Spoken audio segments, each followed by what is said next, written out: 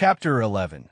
The deep tub. Yue closes his computer, stands, stretches, then steps to the kitchen area.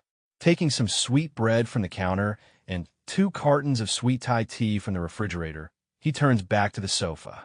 He kicks a pillow off the other sofa to the floor in front of June, handing June a tea and a sweet bread. He plops down on the pillow and leans his head back against the sofa between June's legs and lets out a deep sigh. June passionately runs his fingers through Yue's hair. "What's wrong with my moonbeam?" Yue responds, "I don't know. I get moody when I can't figure things out. Do you realize how much has happened between that first day of introductions and getting a new roommate today?" He points at his computer, indicating he's talking about Scorpio. "It's like we've had no time to actually get to know each other. We were strangers, and then boom, we're bonded for life." June stops playing with his hair.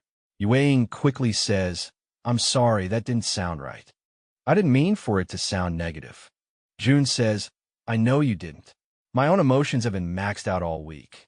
I'm actually relieved to not be the only one so stressed. We have had no control of any situation since Monday. We've only been reacting to problems thrown at us." Swallowing the last of his bread, Yue suggests, "Since we have no classes today and have been ordered to stay in, can we just be ourselves? No stressing out over anything. Relax together. Just talk about us, about each other. Allow me to share my deepest, darkest secrets with you." June snorts out, "What? You have more secrets?" Yue admits, "A few." He leans his face against June's bare leg. Minutes pass. Then he softly asks, "June, would you be able to soak with me in the tub?" It was a question only whispered. Yue felt tension in June's leg. After an internal battle of emotions, June quietly said, "I've been thinking of the tub. When the twins came to us, and through us, were once again able to hold each other, I felt their pain. But I also felt overwhelming gratitude for us allowing them to once again touch each other. They're no longer here. I have not sensed them at all since that night. They're at peace. I don't think they would mind if we used their tub. I will soak with you." Yue could feel his aura respond to the lightest caress of June's aura. They finished their breakfast and walked to the bathing room. They filled the tub with hot, comforting water and slowly lowered themselves into the tub. Yue pulled June over to him and turned him around so that his chest was against June's back. He wrapped his arms around him and pulled him close. "This is so relaxing," he whispered into June's ear. They remained like that for a few minutes. Finally, Yue quietly said, "When I was 16, most of the old masters were afraid of me." June sits up and turns around, putting his legs over Yue's thighs. Leaning in with his face close to Yue's, he peers into those dark gray eyes, searching. "Why were they afraid of you?" Yue explains, "My chi and aura were stronger than it should have been, and they did not know why. During one of my training sessions where a master would conduct a transference of knowledge, instead of my chi accepting the gift offered, it took the gift and more than what was offered. The old master was injured and fell into a deep sleep. My master was angry with me and tasked me with caring for the old master until he could wake. I had to clean him, force him to drink a healing broth, and pray over him. He was asleep for 5 days. When he finally woke and saw me praying over him, he screamed and sent me away. After that, no other old master would train me except my master that raised me." June saw the hollowness in his eyes. He leaned forward and lightly placed his lips against Yue's and whispered, "I'm so sorry." They embraced for a while, silent and unmoving.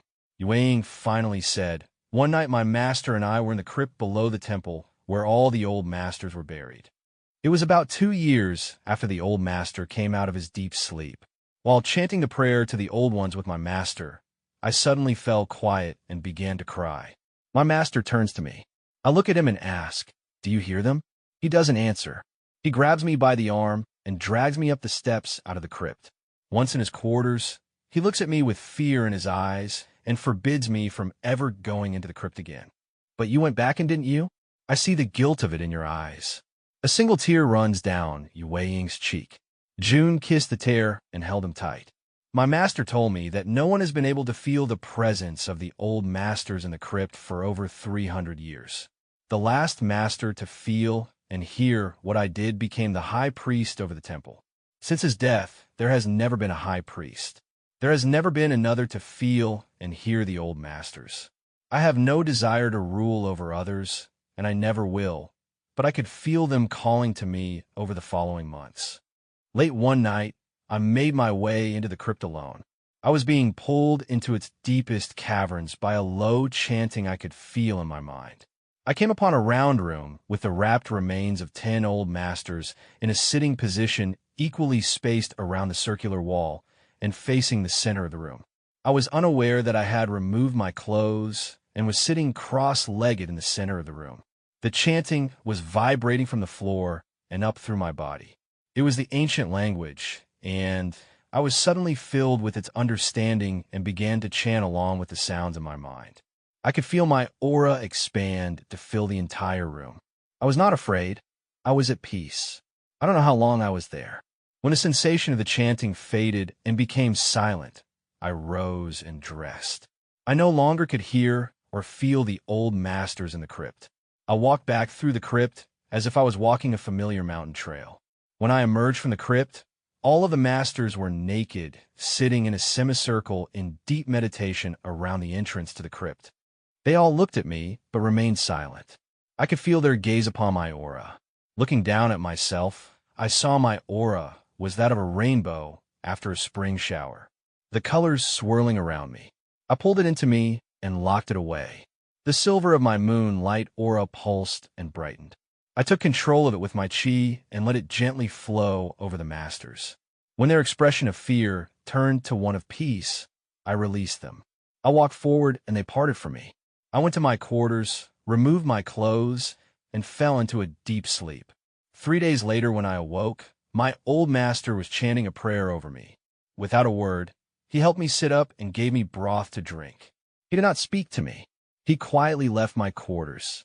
After that, all the other masters kept their distance from me. Only my master would speak to me, but it was never the same. I buried my sorrow in my studies. When I turned 20, one of the old masters died, and his ring was passed to me. I was told that since I was given the gift of the ancient language and strong in the old blood that I had earned it. They conferred on me the title of master, but they were all afraid of me. June asked, "Are all members of the temple gifted with the old blood?" Yue responds, "No. Only the masters have the old blood. Only the ones with the old blood can become a master." After a brief pause of reflection, Yue continued, "About a year after I emerged from the crypt, while reading research in psychological investigations of psychic phenomena, I came across a brilliantly written piece of research about human behavior dealing with auditory and visual hallucinations of people who had recently lost a loved one. It was trashed in peer review, but I was drawn to it. I thought your work was brilliant and risky at the same time. It was almost as if you were reaching out to others like you." June, was the death of your grandfather the catalyst that spawned that research? June's face was full of emotion. It drifted from pain and sorrow to heartfelt love. I was searching for the one my grandfather said would be searching for me, but I didn't know how or who to look for. It was an empty and lonely time in my life. I felt lost, and like you, I buried myself in my studies. I had no friends. Only my father noticed me, but he was always busy with the military and was unable to see my pain. They held each other until the water was cold. They got out of the tub, dried each other off, and went back out into the living room. June sat on the sofa while Yue rummaged through the kitchen for more food and drink. He opened his laptop and flashed his golden aura. Scorpio greeted him with, "Hello, sunshine." "Hello, Scorpio. Do you have an update regarding the danger at the research lab?" Scorpio says, "There was a gas leak and a fire. Partial collapse of the structure housing the telecommunications satellite being constructed there. 3 people died in the fire, and the satellite was badly damaged. There will be no class tomorrow due to authorities investigating the accident. Your breakfast with Dr. Ho has been canceled, but he will see you next Friday as scheduled." Yue hurries over. "That's quite an update. How do you know all this information? If there was a fire, why did we not hear the sirens from the fire truck or the ambulance?" Scorpio explains, "Local communications were easy to monitor.